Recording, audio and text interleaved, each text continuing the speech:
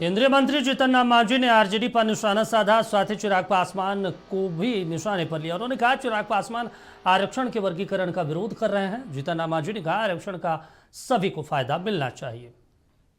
ये तो हास्यास्पद बात है, जब 2005 तक उनके पिता और माता राज्य का नेतृत्व किया, देश में ऐसा मंत्री वो थे कि प्रधानमंत्री को राष्ट्रपति को जो रूस में थे वहाँ थे और राष्ट्रपति शासन खत्म कराने के लिए दस्तखत कराने को बाध्य किया। इतना पावरफुल थे। उस समय आरक्षण की याद उनको नहीं आई थी। सामाजिक दृष्टिकोण से और शैक्षिक दृष्टिकोण से कमज़ोर हैं, उनका वर्गीकरण किया जाए। केंद्रीय कैबिनेट में भी इसकी चर्चाएं हुई है। हमने अपनी प्रस्तुत बातें किया है।